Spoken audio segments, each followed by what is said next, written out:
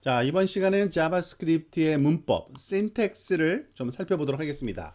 그러니까 보통 그 프로그래밍 언어들의 문법을 syntax라고 얘기를 하죠. 그러니까 그 프로그래밍 언어를 어떻게 사용하는지, 어떠한 그 구성이 되어 있는지 그 구성을 설명하는 걸 문법이라고 얘기를 합니다. 자, 일단은 자바스크립트는 프로그램을 만들기 위한 거니까 그 프로그램을 우리가 정의를 해야 되겠죠. 그러니까 컴퓨터 프로그램이 마찬가지인데 컴퓨터에서 실행될 그런 명령들의 목록이 프로그램이라고 우리가 정의를 내릴 수 있을 겁니다. 우리가 컴퓨터에서 그 하고 싶은 일들이 여러 개가 있는데 그것들이 어떤 식으로 실행되어야 될지를 명령을 정리해 놓은 게 컴퓨터 프로그램이라고 할 수 있고요. 그 하나하나의 명령들을 보통 우리가 스테이트먼트, 문이라고 보통 많이 얘기를 하죠. 그러니까 자바스크립트는 프로그래밍 언어고, 그리고 자바스크립트 프로그래밍 언어는 자바스크립트 문장으로 구성되어 있다라고 보시면 되는데요. 보통 문이라는 그 하나하나의 명령 단위는 세미콜론으로 구분됩니다. 이게 또 문법입니다. 자, 첫 번째 문법이라고 할 수 있는데요. 지금 보면은 바 x 이퀄 o 세미콜론. 자, 아직까지 배우지 않은 문법입니다만 대충 짐작이 또 갈 거예요. x라는 베리어블, 변수에다가 o를 넣으라는 얘기예요. 마찬가지로 y에는 6을, 그 다음에 g는 x 더하기 y를 해라. 근데 하나하나가 각각 다른 어떤 명령이죠. 그래서 그거를 구분하기 위해서 이렇게 세마이콜론을 보통 합니다. 자, 실행된 결과 한번 볼까요? 결과가 11 이렇게 나와 있는데 왜 11이라고 나왔는지 볼게요. 스크립트에 가서 보니까 variable x, y, g를 선언해 준 다음에 앞에 설명과는 조금 다른 문법을 썼는데 상관없습니다. 이렇게도 허용이 돼요. 여러 개의 변수를 한꺼번에 선언하고 이건 할당하는 거죠. x는 5, y는 6, g는 x 더하기 y. 그러면은 g에는 11이 들어가 있겠죠. 그래서 그 g 값을 여기에 inner html을 써가지고서 그 데모라는 아이디 안에다가 넣고 있습니다. 그래서 여기 실행된 거예요. 이게 자바스크립트 문법인데, 자, 뭐 우리가 알고 있는 내용이지만 HTML에 있는 자바스크립트 프로그램은 웹 브라우저에 의해서 실행되는 겁니다. 그러니까 굉장히 빠른 거예요. 자, 그러니까 자바스크립트 프로그램을 짜려면은 자바스크립트 명령문, 문장들이 쭉 나열되어 있어야 되죠. 그리고 그 문장은 어떻게 구성됩니까? 목적에 따라서 다를 수가 있는데 보통 값, value가 있을 수 있고요. 연산자가 사용되기도 하고요. 수식, expression이 사용되기도 하고 키워드, 어떤 특정한 그런 의미를 부여하는 그 키워드를 사용하기도 하고 때때로 주석, 커멘트, 우리가 설명문을 써놓기도 합니다. 자, 이 것들은 각각 우리가 해당하는 문법 그 구문을 배울 때 다시 배울 거고요. 자바스크립트 안에서 사용되는 여러 개의 값들, value가 있는데요. 크게 두 가지가 있습니다. fixed value가 있고요. 그 variable value, 변하는 value가 있어요. 고정값, 변수값이죠. 고정값은 보통 우리가 literal이라고 보통 얘기를 많이 합니다. literal, 영어로 그러니까 literal 그대로 번역을 하는데요. 그리고 변수는 variable, 변수라고 얘기를 합니다. 변하는 값이기 때문에 영어로 변화한다는 뜻의 단어죠. variable, 그죠? 변화하는 값, 그죠? 그런데 literal부터 살펴볼게요. 고정되어 있다는 게 뭔지. 그 자바스크립트를 결국에는 우리가 이 그 문자나 숫자를 자판을 써가지고서 입력을 해야 되잖아요. 근데 그게 고정되어 있는 값은 이런 두 가지 종류가 있습니다. 숫자, 즉 우리가 10.50 쓰면 얘는 고정된 10.50이라는 숫자예요. 1001 하면은 그 정수로 1001이라는 숫자예요. 이런 걸 리터럴이라고요. 또 문자열을 집어넣을 때는 그냥 집어넣지 않습니다. 반드시 따옴표를 씁니다. 근데 이중 따옴표 또는 단일 따옴표 다 허용합니다. 그래서 요 예제를 한번 볼게요. 숫자 같은 경우에 지금 10.5라는 숫자가 나왔는데 왜 그러냐면 그냥 10.5라고 입력을 했기 때문에 그래요. 더군다나 10.50 써봤자 이 뒤에 영어는 의미 없는 거기 때문에 아예 지우고 얘가 숫자로 이해한 거죠. 문자가 아니라 만약에 이거를 이렇게 따옴표를 했다고 합시다. 그러면 어떻게 될까요? 따옴표를 하면은 문자를 쓴 거기 때문에 10.50 이 뒤에 공을 많이 붙여도 그 공을 그대로 입력을 해줄 겁니다. 하지만 만약에 숫자면은 리터럴에 두 가지가 있다고 해요. 숫자와 문자. 숫자면은 얘가 공을 뒤에 아무리 붙여봤자 의미 없는 걸 알기 때문에 그냥 지워버려요. 그렇지만 의미 있는 숫자를 넣으면은 거기까지 다 쓰겠죠. 그럼 리터럴의 숫자하고 문자의 차이고요. 문자는 이미 실험해봤습니다만 역시 그 따옴표 그 이중 따옴표와 그 싱글 따옴표 둘 다 되는지를 보기 위해서 존 더라는 이 문자열이 나왔는데 얘를 이중 따옴표로 써도 상관이 없다. 그죠? 둘 다 허용됩니다. 그것만 알면 되고요. 자, 변수는 우리가 보통 대수학에서 많이 쓰는 건데, 그리고 보통 프로그래밍에서는 거의 변수를 항상 사용하게 되겠죠. 얘는 뭐예요? 데이터 값을 저장하는, 즉 리터럴로 주는 숫자든 문자든 그거를 저장하는 어떤 장소를 변수라고 합니다. 그렇게 만들어 놓으면은 그 값을 또 바꿀 수가 있거든요. 그래서 변수라 그러고요. 변수의 값을 할당하는 방법은 equal 사인을 씁니다. 그러니까 equal 사인은 같다가 아니에요. x는 6과 같다가 아니에요. x에다가 6을 넣는다라는 할당하는 이런 그 어사이먼트 연산입니다. 자, 그러니까 뭐 너무 직관적으로 이해가 되는 거지만 그래도 예시 한번 봅시다. 자, variable x는 6 한 다음에 x를 프린트하니까 6이 나왔어요.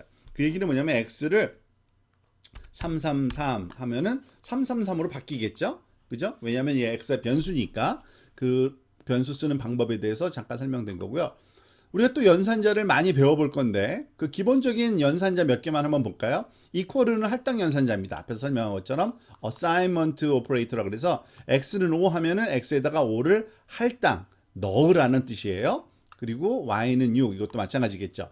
그리고 일반적인 그 산술 연산자 우리가 그 사칙 연산이라 그러죠. 더하기 빼기 곱하기 나누기 이런 기호로 씁니다. 더하기 빼기는 직관적으로 다 아는 거고요. 곱하기는 별표를 대신 씁니다. 그리고 나누기는 이 슬래시 이 그 대각선 기호 요거를 써서 나누기를 합니다. 즉 5 더하기 6 곱하기 10을 했네요. 그러니까 11 곱하기 10이니까 110이죠.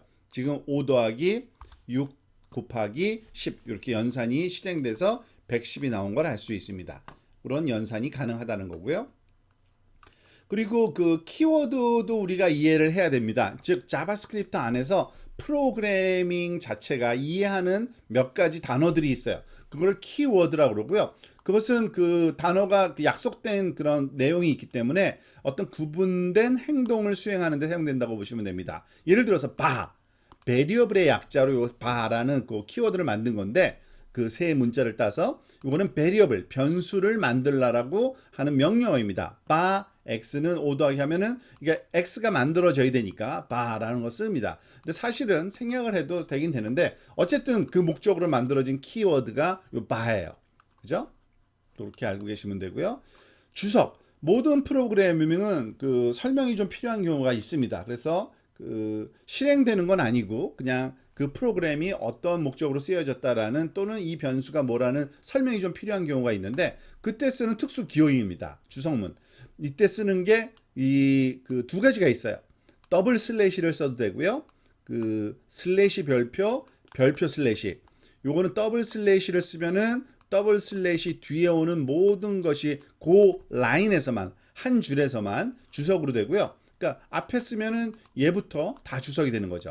그리고 그 요런 그 슬래시 별표를 쓰게 되면 그 사이에 있는 거는 그게 어디든지 간에 상관없어요. 멀티라인까지도 답니다. 예를 들어서 지금 여기 보세요. x는 5 하고서 x를 썼더니 5가 나왔죠. 근데 여기 밑에 x는 6이라 그랬나요? 그러니까 잘못 요거를 주석 처리해서 지금 작동이 안 된 거잖아요. 그래서 지워버리고 대신 여기에 뒤에 주석 처리하면은 6으로 바뀌어지나 봅시다. 자, 바뀌어지죠. 그리고 이 문장이 좀 길게 우리가 쓸 때는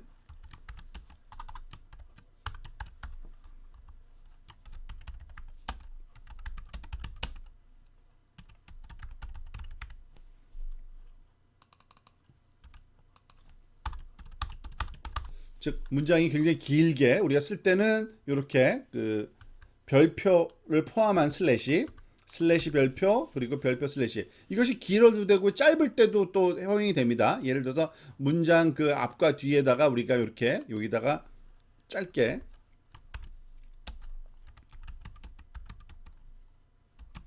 또 코멘트를 달 때 바로 앞에 달 때 그럴 때도 사용할 수 있어요. 전혀 문제가 되지 않습니다. 그리고 자바스크립트에서 주의해야 할 점은 그 대소문자를 구분한 케이스 센시티브라고 보통 우리가 많이 얘기하죠. 케이스는 어퍼 케이스, 로어 케이스를 의미하는 거기 때문에 대문자 소문자를 그 센시티브하다는 예민하다는 얘기는 구분한다는 뜻이에요. 즉 우리가 변수를 만들 때 last name을 last 요 n을 대문자로 해서 만들고요. 또는 last name을 그냥 다 소문자로 만들었을 때 두 개가 서로 다른 거예요. 완전히 다른 겁니다. 그러니까 구분을 합니다. 예를 들어서 제가 last name을 도라고 쓰고 last name 밑에 소문자는 피터슨이라고 써 있는 프로그램인데요.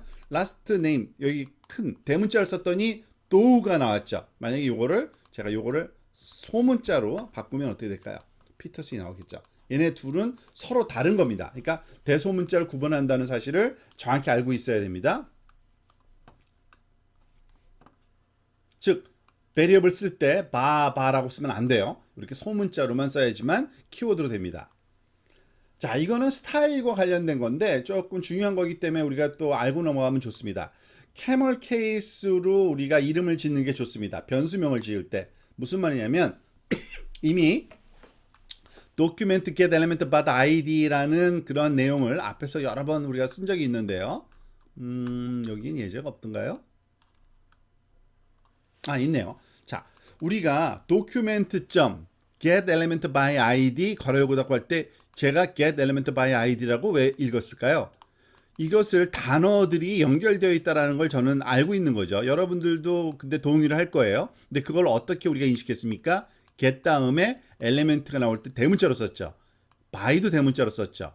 i도 대문자로 썼죠. 그러니까 서로 다른 단어가 합해질 때는 첫 번째 글자를 대문자로 쓰는 이러한 그 대소문자 표현 방식을 camel case라고 부릅니다.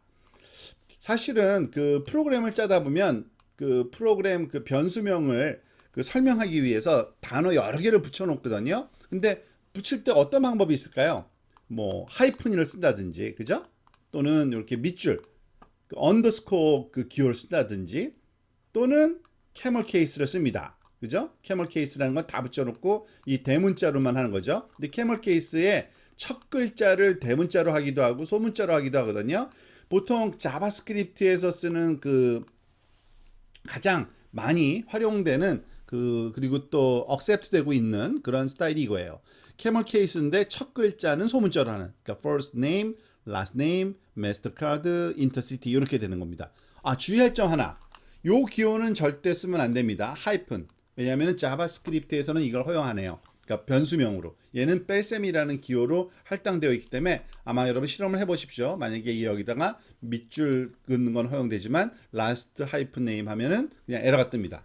그거는 조심하세요. 그리고 자바스크립트 캐릭터 셋은 유니코드라고 하면 보통 요즘에 많이 쓰이는 UTF-8 방식이 있는데 그런 걸 쓴다 정도만 알고 계시면 될 겁니다.